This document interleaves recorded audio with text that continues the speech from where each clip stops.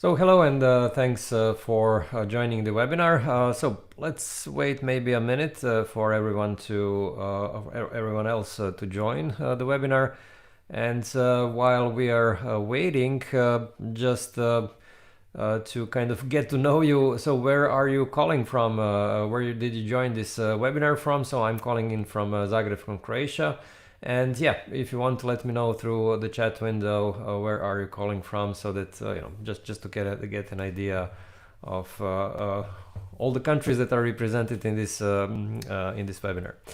Okay, while I'm waiting for your inputs, just a couple of notes. So first of all, we are recording this webinar, and you'll be able to watch the webinar basically on the same page where you registered, if you actually registered on LinkedIn or YouTube. So basically the same page where you are watching this webinar, you will see also the recording of this webinar. If you signed up for the webinar through Advisera website, then we will send you an email with a link to the recording. Okay, second thing, you'll be able to download the presentation deck. And at the end of the webinar, I'll let you know how and where you can actually download this presentation deck. So stay tuned until the end of the webinar, and you'll be able to download this PDF. Okay, very well. So I think we can start now. So welcome to the webinar, how to integrate GDPR with ISO 27001. My name is Dejan Kosutic, and I'm the main ISO 27001 NIS2 and DORA expert at Advisera. And Advisera is a company that makes compliance easy to understand and simple to use. This webinar today is streamed through Zoom, but also through LinkedIn live events and YouTube Live. And it will last approximately 40 to 60 minutes. This really depends on the number of questions I'll receive from you. And yeah, I'll try to make this webinar as interactive as possible. So by all means, please do send me as many questions as you want, as you're interested in, and I'll try to answer them even before the Q&A session. So if you want, if you have some questions, I'll try to answer them as you send them, and then all the remaining questions I'll answer in the Q&A sessions. Okay, very well. So why is this really important, this integration between GDPR and 27001? Well, this is basically because GDPR is not only about some legal requirements, it's also about security, right? As you'll see later on, there are a couple of articles in GDPR which require you to implement security, especially Article 32. So basically, when you implement GDPR, you actually have to, when you comply with GDPR, you also have to take care about security, and therefore you have to think about this security aspect, not only privacy or legal aspect. Basically, the focus of the webinar today is really, I'll show you how to integrate this privacy part with the security part. And the security part will mainly be ISO 27001, which is, by the way, my main field of expertise. And yeah, basically this webinar today is made for anyone who is in charge of complying with GDPR or ISO 27001 in the company. So if you're acting as a CISO, or let's say data protection officer, or anyone, or a consultant maybe, then this webinar will certainly be interesting for you. Okay, so one of my main points today is that actually ISO 27001 and GDPR overlap, I would say 50%. So when you actually comply with, let's say, when you implement fully GDPR, this means that you will be at least 50% compliant with ISO 27001. But also vice versa. If you fully implement ISO 27001, you'll be, let's say, 50% compliant with GDPR.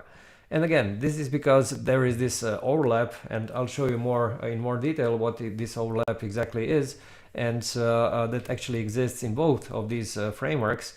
This is, of course, something that you can use to more easily kind of integrate this security and privacy aspect. Okay, right. Let's move on now to the agenda. Yeah, I'll go through the agenda, but please do let me know which of these topics are the most interesting for you. So simply send me a note through the chat, and basically you'll then I'll be able to I'll be able to see what you're interested in the most, and then I'll try to focus on these topics that you're interested in. So anyway, I'll go through the topics. Let me know if any of these is of the most interesting for you. So first of all, I'll go through this overlap between 27001 and GDPR, basically what is the same. Then the next thing is I'll go through the things that are in common. Also things that are specific for GDPR that do not exist in 27001, and also something that does exist in 27001 and does not exist in GDPR, so that you just get an idea of where this integration is useful and where it is not very useful. And then I'll show you these 15 steps on how you can actually implement GDPR and 27001 at the same time. And then also a question of whether you should implement these two frameworks at the same time, or should you implement one after another. So it's also something that I'll cover in this last slide, and of course at the end we'll go through this Q&A session. Okay, good. As I mentioned previously, there is this, I would say, 50-50 principle. So if you implement, again, if you fully comply with one framework, then basically you're compliant with the other one of 50%. Now, we'll also share now with you this link to the article. The article is called Does ISO 27001 Implementation Satisfy EU GDPR Requirements? And if you joined this webinar through Zoom or through YouTube, you can simply click this link that you see now in the chat window, in the comments window. If you joined actually through LinkedIn, because of some limitations in LinkedIn, you can't click these links that we are sharing with you. But what you can do is, as a workaround, is simply copy the URL and then paste it into your browser, and the link will open normally. Okay, very well. So so basically to kind of read a little bit more about how 27001 can be useful for GDPR, you can read this article. But in any case, I'll cover most of these things in the webinar presentation today. Good. Okay, I see that we have some input regarding the agenda for me, it's interesting to hear about overlap, as currently I have touch with both topics in my project. Yeah, okay, certainly I'll cover this in the webinar today. So let's go a little bit more in detail. So what things are in common, and basically where actually these two frameworks overlap. So there is this Article 32 in GDPR, which is called Security of Processing, and it covers, or basically requires, companies that process personal data to actually have risk management, to use encryption to protect this personal data, to restore the availability of the data, meaning basically backup, access control, regular testing, assessing and evaluating the effectiveness, which is basically internal audit. And let's see exactly how this Article 32 looks like. So I'll switch now the screen and show you. Just give me a second, please. Yeah, so here I'm showing you this full text of EU GDPRs, and you can actually find this on our website, and we'll send you now the link to this full text of GDPR. Okay, in any case, when I go to this, I'm not going to go through this whole GDPR now, of course, we don't have the time, but when you go for this section 2, which shows articles 32 to 34, when you click on it, you will find this Article 32, Security of Processing. So let's see exactly how it looks like. So it's rather short. It doesn't really tell you too much on how you need to implement security in your company, but it does mention pseudonymization, ensuring confidentiality, integrity, availability, resilience, ability to restore availability of the personal data, what else? Regular testing, assessing, evaluating. So basically all these things are here. Here you have the risk management, likelihood, severity, and so on and so forth. So as you can see, it's not, I mean, it does say these things, but it doesn't tell you too much about it. So in any case, the requirements are kind of similar, but 27001 will provide you more details on how to implement this. But I'll come to this later on in the webinar. Anyway, Article 33, not so important now. This is about notification about personal breach and personal data breach, and also 34, communication of personal data breach to the data subject. So 32 is really the I would say, main article when it comes to security in GDPR. Good. Now let me go back to my presentation. Let's move on to the next slide. And next slide are also some other articles which are I would say relevant for security and which that overlap with 27001. So there is this. So mainly I'm now referencing articles 28, 32, 33, 34, 39, and 82. And these are the. So there is this relationship that you need to, I would say, you need to control the suppliers and processors in terms of the security and how they handle the personal data in a secure way. You need to handle incidents and data breaches, and you basically need to analyze them, report them, and so on and so forth. You need to raise awareness of your employees. You have to train your people in the company. And of course, you have to ensure this confidentiality, integrity, availability. So basically, all of these things are also specified in GDPR, and basically you have the same requirements in 27001. Again, 27001 is more detailed when it comes to these requirements. Let me just see if, okay, very well. Now, let's move on to the things that are specific for GDPR and that do not exist in 27001. So what are the main differences? Of course, there are lots of differences because GDPR in itself is a privacy regulation, and there are many things that are specified there. So personal data protection policy, so a top-level document which needs to, which needs to specify how you handle privacy in your company. There is no such requirement in 27001. Obviously, this needs to be, I would say, implemented as part of GDPR, as part of your privacy part of the implementation. By the way, we'll share with you now this link to an article called A Summary of 10 Key GDPR Requirements. And there you can actually go through these most important things that GDPR requires. So if this is your first, let's say, encounter of GDPR, then you can use this article to get some kind of a general overview of this regulation. Also, notices. So basically, how you notify the people signing up on your website or otherwise providing you with personal data. There is no such requirement in 27001. Data protection officer, so there is a requirement in GDPR, especially for companies processing larger amounts of personal data.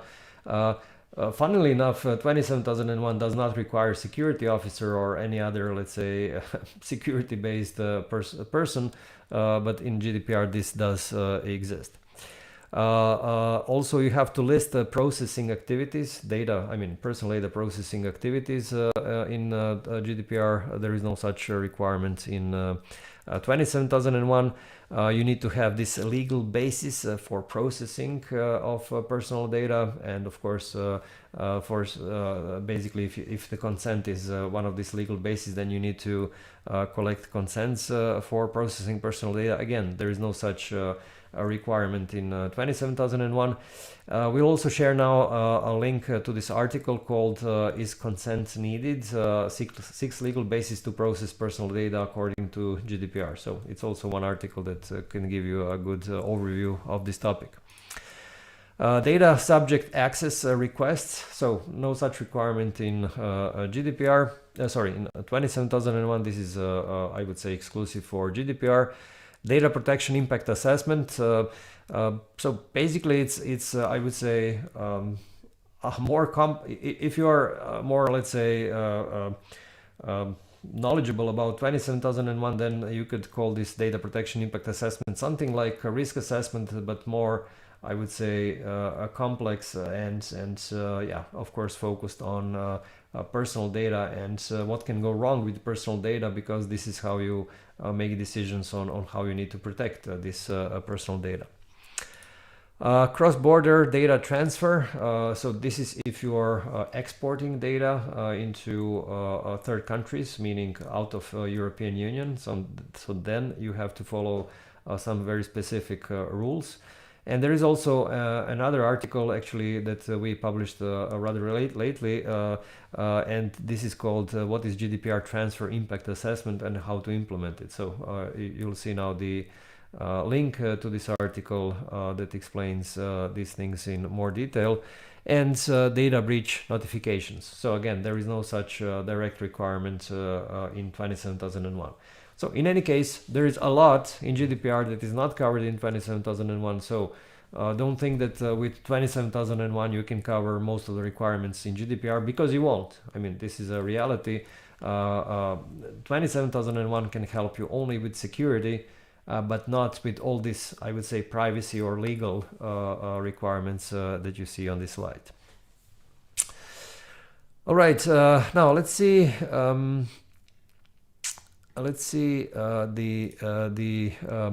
Where is 27001 specific? So what is not covered in GDPR? So first of all, 27001 requires you to handle your documents, to control your documents. So basically, publishing, approving,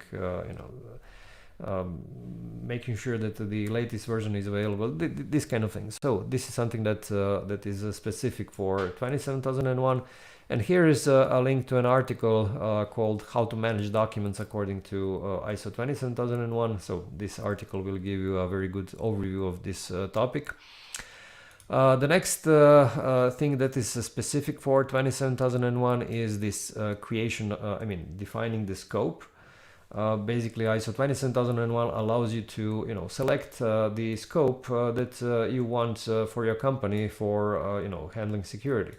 And there is no such concept in GDPR, because GDPR very clearly says, whenever you process personal data, this is your scope. So there's no, I would say, freedom for you to choose the scope. Basically, everything, everywhere that you have personal data, this is the scope of your GDPR application. Yeah, also there is an article, all you need to know about setting the ISO 27001 scope. You'll get it now, this link in the chat window. Also, there is this requirement for writing a top-level information security policy.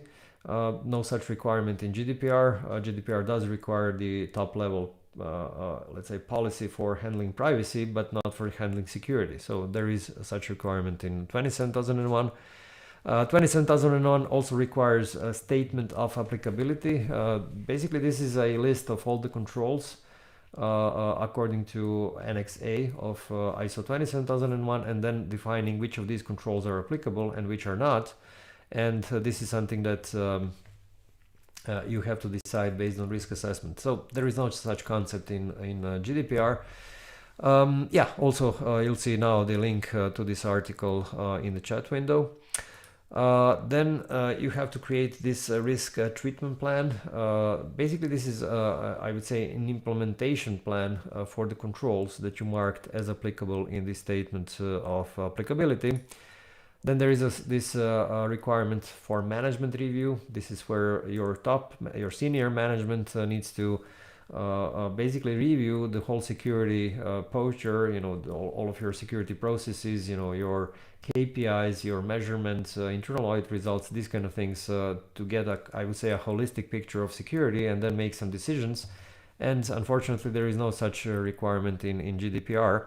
Also, you'll see now in the chat window this article which explains why is management review important for 27001. And finally, there are these corrective actions. So basically, this is where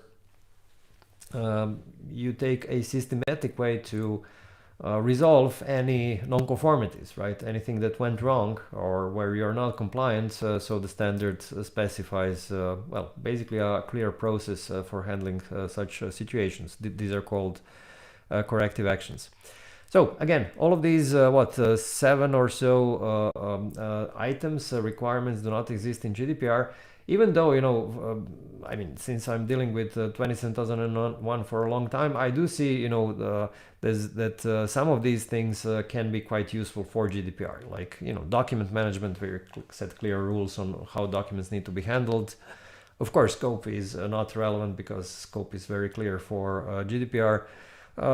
Statement of applicability, where you, I would say, transparently show which controls you're going to implement to handle security, not only for 27001, but also for the privacy side, right? For GDPR, risk treatment plan as an implementation plan, right? Because if you don't have a clear plan on how to implement all of these controls, you might actually get into trouble.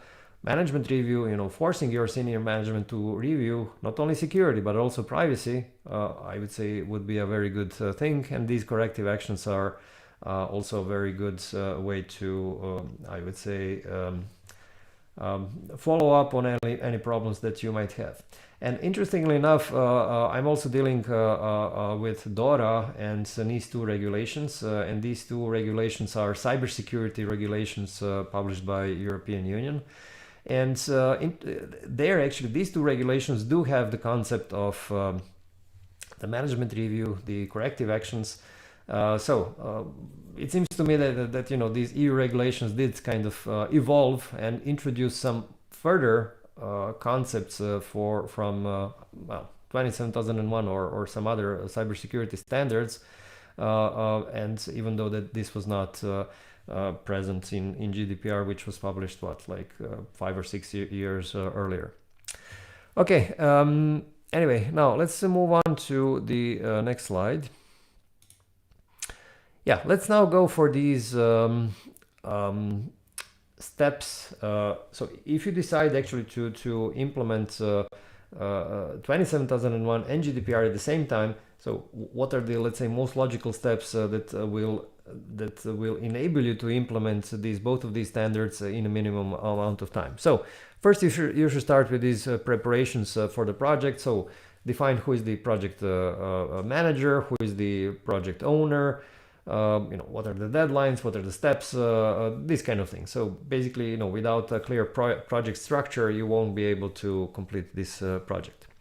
And then you have to identify all the requirements. And basically, this is now the ISO 27001 side. It's I would say, because of 27, not because of GDPR. So you have to identify all the security requirements. Of course, requirements are, you know, is Article 32 from GDPR, but there are also some other requirements. Typically, these come through the contracts that you've signed with your clients, and you know, usually these clients have security clauses. And this is also something that these are the security requirements you have to identify and then comply with. And there is also an article which will help you with this, and it's called How to Identify ISMS Requirements of Interested Parties. So you'll see now the link in the chat. Okay, and then you define the scope. Again, this is on the 27001 side, because for GDPR scope is clear. So on 27001 side, you can decide whether you go for the whole company or you go only for one part of your company. Since you implement GDPR at the same time, then the minimum scope needs to be, you know, all of your processes or departments where you process personal data. Okay, this would be the minimum. Of course, you can go wider than this scope. Okay, now the fourth step are these general policies. So basically here you write the top level policy on how you handle personal data. This is where you write this top level information security policy. So you define some major, let's say, responsibility rules and let's say objectives for your privacy and for your security. And then you basically go for this step where you map all the processing activities, and this is the step that is primarily related to GDPR. So you want to map all the activities where you process personal data.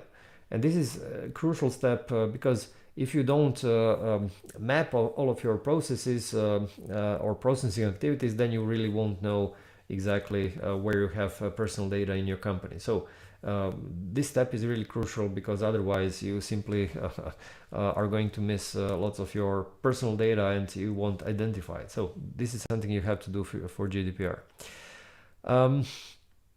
Okay, the next step is to start managing your data subject rights. Again, this is for GDPR. This is where you have to define what are the, I would say, what is the basis of processing of personal data, because in the step previous you will know where you process personal data, but the next step is really to find out if you actually process all of this data in the legal way, because if not, then you have to resolve this situation and make all of this processing of personal data legal. And yeah, we'll send you now the link. It's called 8 Fundamental Rights of Data Subjects under the GDPR. So you can read a little bit about what are these data subject rights that you can actually, that you have to comply with. Okay, now the next step is really both, I would say, on 27001 and GDPR. So you have to assess all the risks. So what can go wrong with the data that you're processing, both personal data and other data that you identify as important in your company. And this is where you focus on this confidentiality, integrity, availability, and then this is where you define all of these controls, safeguards that you need to implement to be compliant with the not only to be compliant, but actually to minimize these risks to I would say acceptable level. And then in the next step, you do something that is called data protection impact assessment, and this is the step required by GDPR. And this is basically where you focus on, let's say, specifically on personal data and what can go wrong with this. So you can consider this as a kind of risk assessment, but more complex one.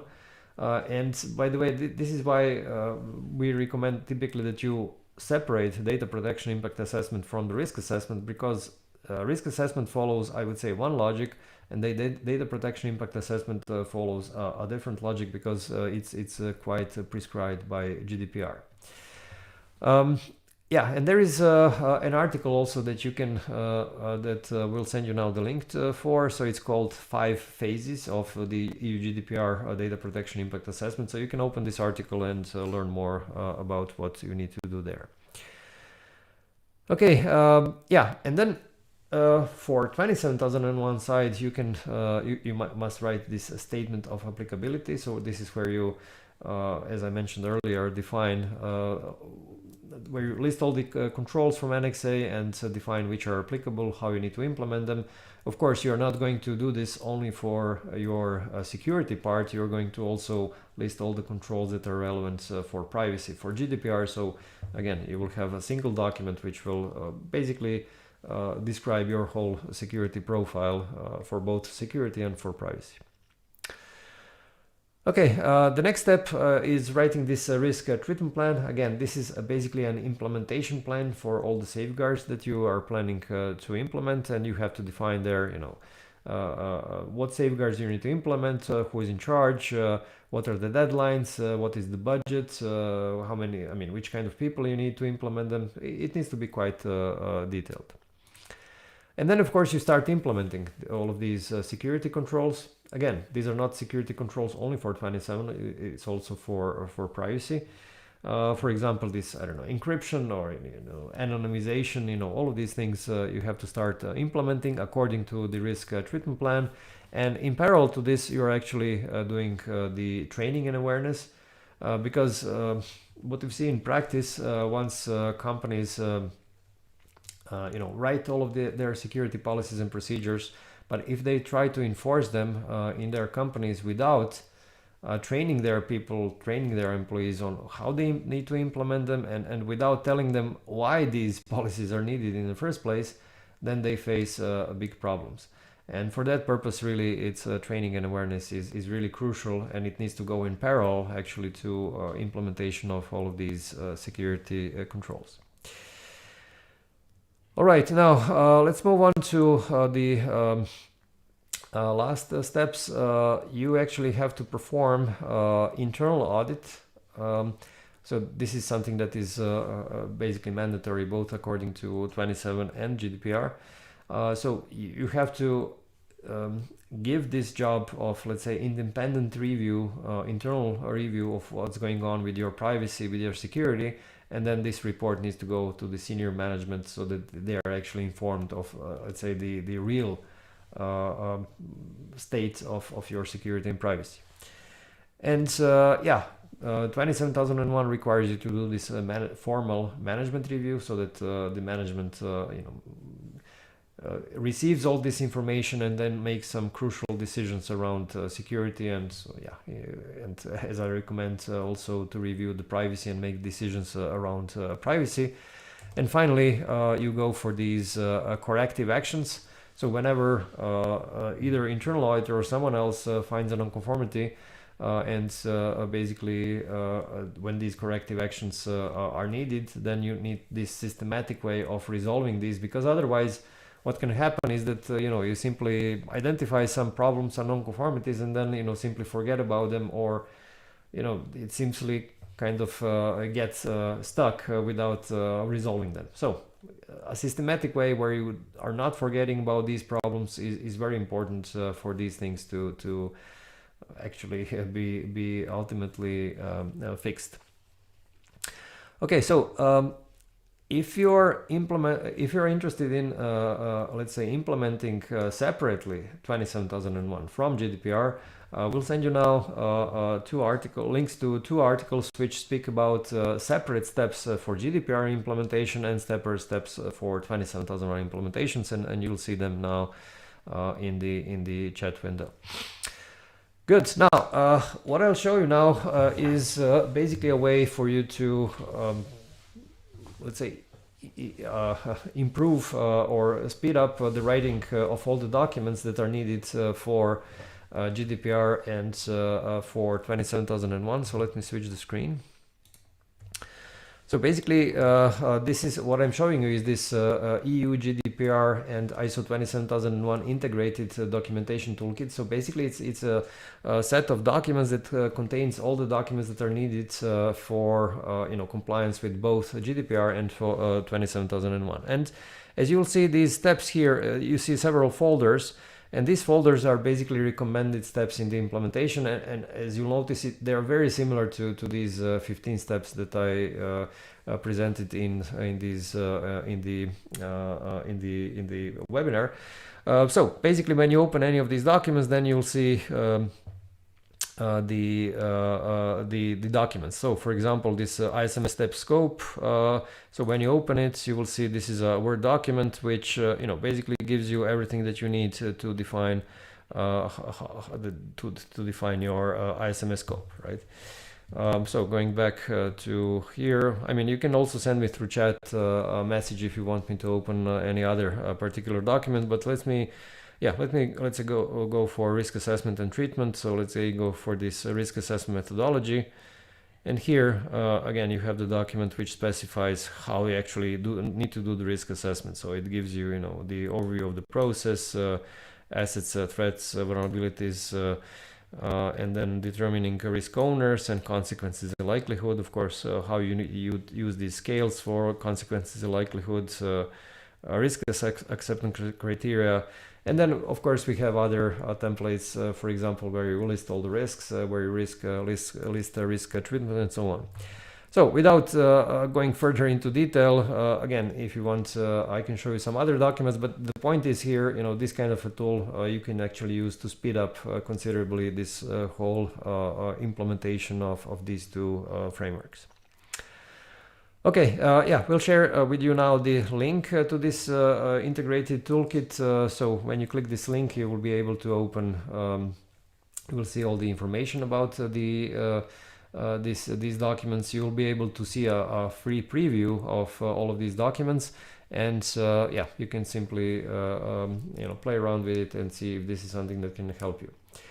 Okay, I see a question from Ligia. Are the examples shown from risk assessment based on ISO 27005? So yes, when we did the risk assessment methodology and also risk assessments, we based it on both 27001 and 27005. What is important to understand is that 27005 is not mandatory. So basically you can, if you want to, you can take some good things out of it. And this is exactly what we did. We took, I would say, the best parts of 27005 and included it in our risk assessment and treatment methodology, and also in these other templates which are used for 27000 for risk assessment. Okay, very well. Yeah, let's move on to the next slide. Okay, now the question is, should you implement GDPR and 27001 in parallel, so basically at the same time, or should you implement it one after another? And I mean, there is no definite answer to this. It really depends on what is your situation. So for example, what is more important to you? You might, for example, you might be a company based in, let's say, I don't know, France. Of course, France being in the European Union, the companies have to comply with GDPR. If this is the case, you might be in a situation where GDPR is more important for you than 27001. So you would actually go first for GDPR and then second for ISO 27001. Or you might be, I don't know, a company based in US, and this company might not need to comply with the GDPR, and in this case such a company might go for 27001 first and then for GDPR second. Or you might simply have a situation where basically you need actually to implement both of these at the same time. You might be actually starting to process personal data, and also at the same time one of your major clients asking you to be 27001 compliant. Well, in this case you need to go for both of these frameworks at the same time, and then you can use these steps that I've shown you during the webinar, on how to implement them basically together. So it really depends on your situation, your specific needs in your company. Good. Now let's move on to the next slide, and this is really about biggest challenges with GDPR and 27001 implementation, and this is based on the inputs from that I received through email from you, and thank you for these inputs. Yeah, let me go through these challenges and provide you some tips on how to address them. So one of the inputs was that less structured organizations may think that it takes too long, draining too many energies and resources. And yes, very often companies or senior management in the companies think that these kind of compliance things are extremely long, extremely costly, and extremely boring, which, okay, basically they are boring, so no doubt about it, but that they basically don't, that they're really kind of too, I would say, too much, especially for smaller companies. But the thing is, it doesn't have to be so. You can really, I would say, scale down these projects so that you actually fully comply with both of these frameworks, but at the same time that you are not spending as much resources as you might think that they would.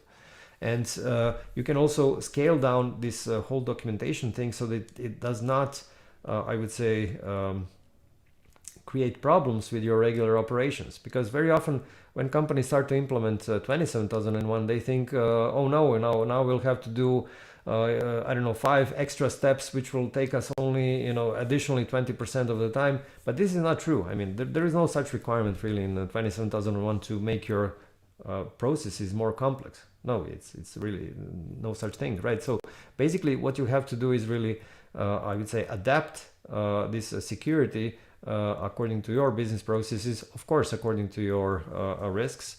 And if you did not cover some risks, then you will have to implement some new controls. But the point is, you can actually scale down this compliance thing to something that is, well, you'll never enjoy it, but you'll certainly, you won't feel too much extra burden. So the point is, you have to find the right tools, the right methodology, really, to make it bearable, so to say.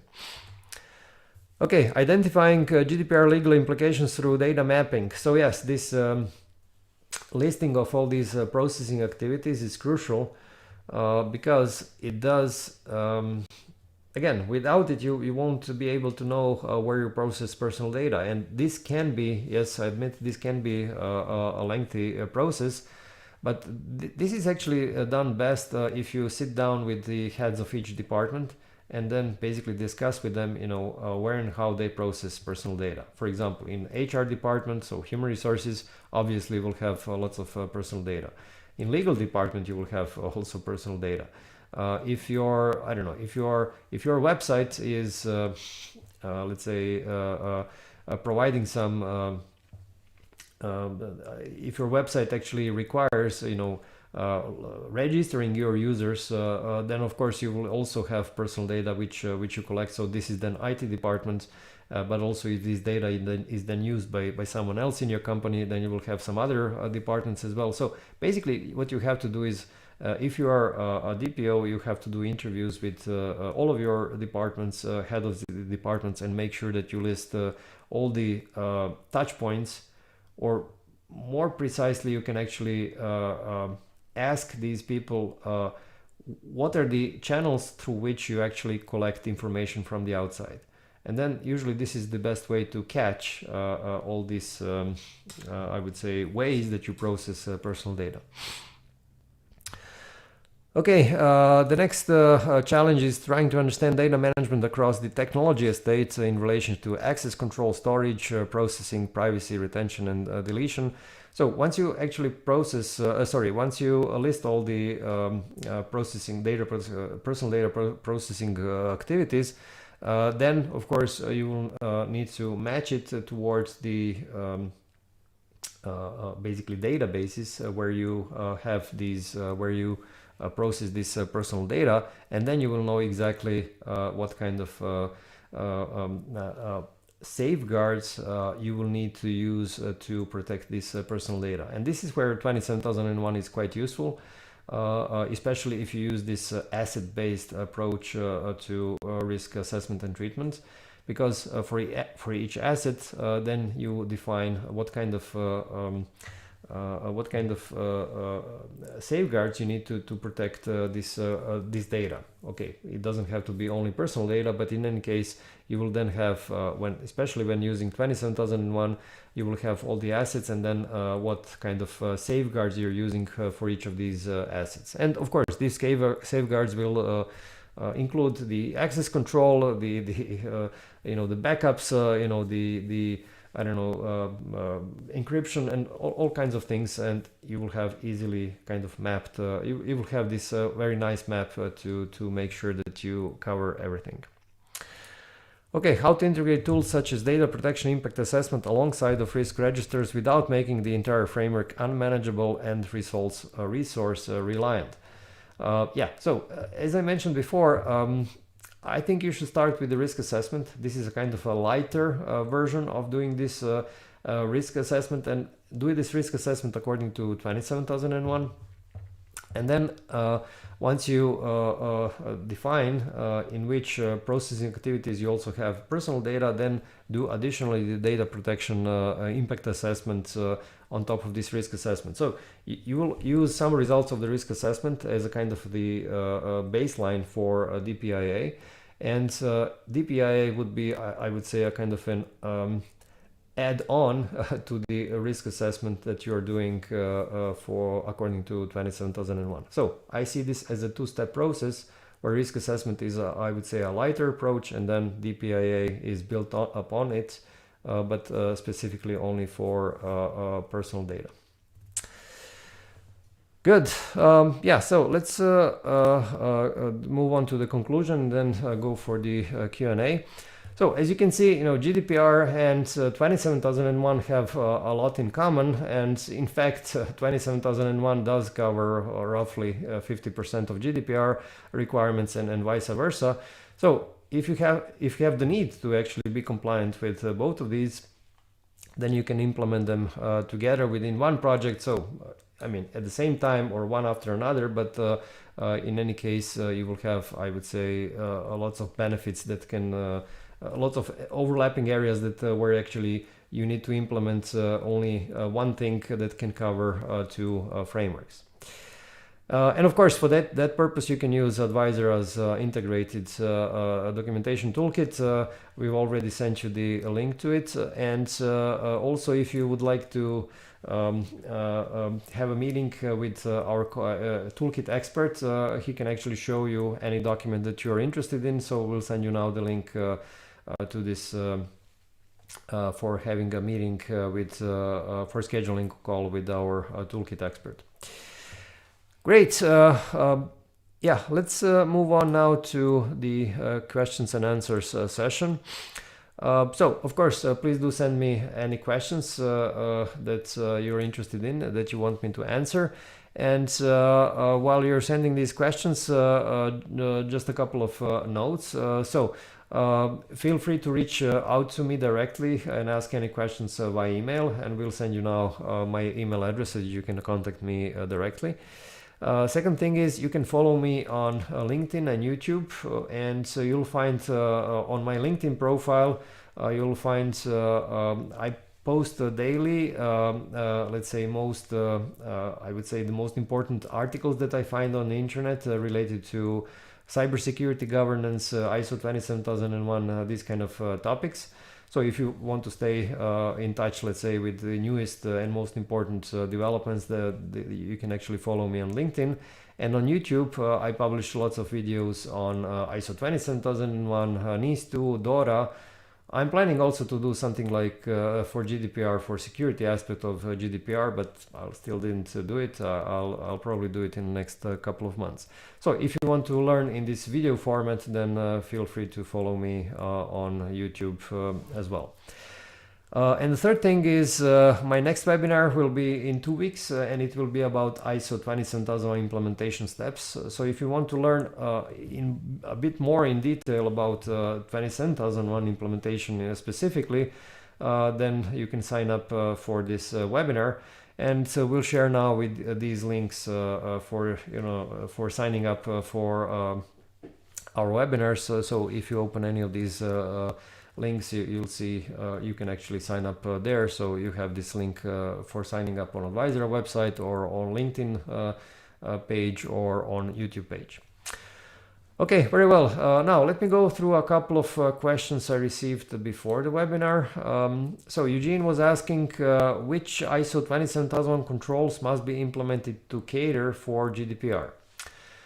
So basically, there are, let's say, two answers to this question. So first of all, there is this control called 5.34, and this is about personal process, basically the PII, the processing of personal identifiable information.